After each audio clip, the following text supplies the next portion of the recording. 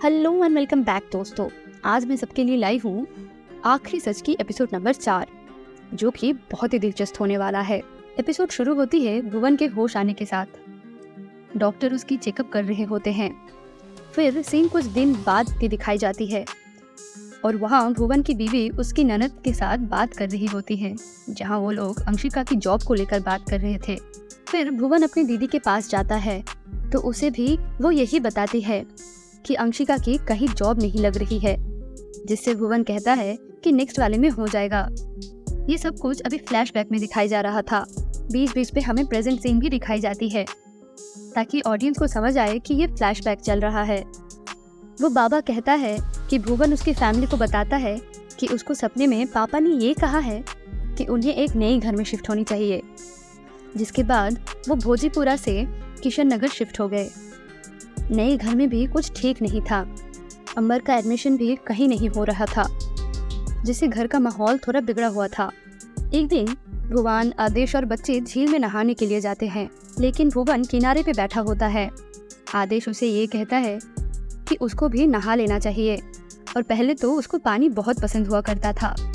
फिर भुवन नहाने जाता है और तभी उसको एक नर्वस ब्रेकडाउन होती है, जहाँ वो अपने पापा को ढूंढ रहा होता है और वो डूबने वाला होता है, और तभी उसको उसके पापा दिखाई देते हैं और वो डूबने से बच जाता है।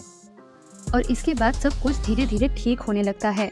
अंशिका को जॉब लग जाती है, अंबर का एडमिशन हो जाता है, भुवन अपना पेंट का दुकान खोलता है और उसको ये लगता है कि इन सब के पीछे उसके पापा की वजह है, पर ये सारी बातें अन्या को उलझा देती है। इसके बाद हम देखते हैं अन्या को, जो कि अपने होटल रूम में होती है और वो सोई थी, और वो धीरे धीरे उठकर खिड़की से बाहर देखती है, जहाँ उसे एक लड़की दिखाई देती है और वो डूब रही होती है। और ये देखकर अन्या को सांस लेने में तकलीफ होने लगती है। वो चीखने की कोशिश करता है पर कुछ आवाज़ बाहर नहीं आता है। उसके बाद अन्या की नींद फिर से टूट जाती है और उसे ये रियलाइज़ होता है कि वो फिर से एक सपना देख रही थी। इसके बाद वो अपने फ़ोन में माँ का मिस्ड कॉल देखकर उन्हें कॉल बैक करती है और थोड़ी देर जनरली बात करती है। नेक्स्ट दिन अन्या एयरपोर्ट में अपनी टीम के साथ बैठी होती है और वो चाय पानी कर रहे थे।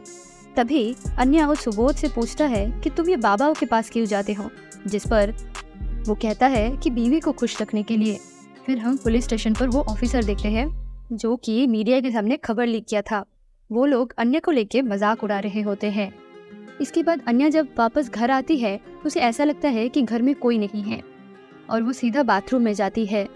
बाथरूम में जाते ही उसको ऐसा लगता है कि बेडरूम में कोई है, और वो जब झांक के देखने की कोशिश करता है तो उसे उसका बॉयफ्रेंड एक दूसरी लड़की के साथ दिखाई देता है, जिसके बाद उन दोनों में एक छोटा सा आर्ग्यूमेंट हो जाता है, जहां अन्या का बॉयफ्रेंड ये कहता है कि वो इतना अपसेट क्यों हो रहा है, जबकि उन लोगों के बीच अभी कुछ बचा ही नहीं। और फिर वो ये कहता है कि वो ये घर छोड़ के चला जाएगा, और अन्या भी इस बात पे कुछ नहीं बोलती है। फिर दूसरी तरफ अमन उस बच्चे से मिलता है जिसका नाम किशोर होता है, और इस बच्चे को हम पहले एपिसोड्स में भी देख चुके हैं, जो क्राइम सीन पर और बाद में पुलिस स्टेशन में भी आया था।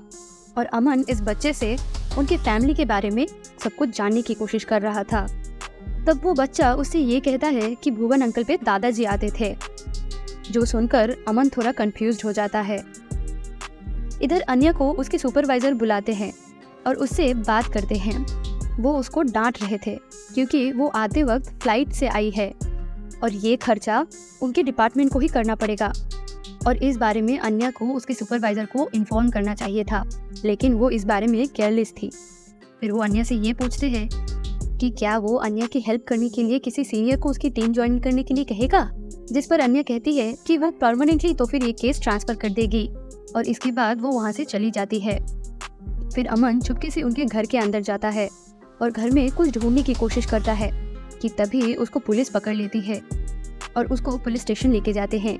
और वहाँ पहुँचते ही वो उससे पूछताछ करते हैं, वो वहाँ क्यों गया था, किस लिए गया था, ये सब कुछ पूछते हैं, जिस पर वो कहता है कि वो बस देखने के लिए गया था और कुछ नहीं। तभी पुलिस उसको धमकाता है और उसको एक पिक्चर दिखाती है जो कि मर्डर की रात के सीसीटीवी फुटेज से ली गई थी। उस पिक्चर में अमन की बाइक दिखाई जाती है जो कि रजावत फैमिली के दरवाजे के बाहर खड़ी होती है। फिर अमन डर से सब सच बोल देता है कि कैसे मर्डर वाले दिन उसके और अंशिका के बीच झगड़ा हुआ था और वो उससे मिलने नहीं आई थी। उस दिन अमन एक होटल बुक किया था और उसको लगा कि अंशिका को ये बात अच्छी नहीं लगी और इसीलिए वो नहीं आई। तो अकेले में बात करने के लिए और उसको मनाने के लिए वो उसके घर पहुंच जाता है, लेकिन वहां जाते ही वो ये सब देखता है और बहुत डर जाता है, इसीलिए वो वहां से भाग जाता है। घर आने के बाद अन्या अपने केस ट्रांसफर के लिए लेटर लिख रही होती है, लेकिन तभी उसे कुछ याद आती है और वो ऑफिस में कॉल लगाता है और वो ऑफिसर से ये पूछता है कि रजावत फैमिली की पुरानी एड्रेस कहाँ थी, और जल्द से जल्द वो वहाँ पहुँचती है।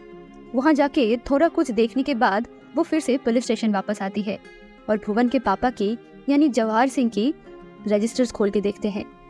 इसके बाद वो नोटिस करते हैं कि वो रजिस्टर्स 2008 से लिखी गई है और उसी साल रजावत फैमिली भोजीपुरा से किशन नगर शिफ्ट हुई थी। इसका मतलब ये सारे रजिस्टर्स भुवन ने लिखा है, जवाहर सिंह बनकर। इसके बाद अन्या रजावत के घर जाती है और बाकी के रजिस्टर्स ढूंढने की कोशिश करती है और फाइनली वो रजिस्टर्स उसे मिल जाती है, जो कि उनके पालतू कुत्ते की बेड के नीचे थी। और इसी के साथ एपिसोड 4 तो खत्म हो जाती है। आपको क्या लगता है, क्या राज छुपा होगा इन रजिस्टर्स में? कैसे होगा ये केस सॉल्व? जानने के लिए देखते रहिए अगला एपिसोड का वीडियो।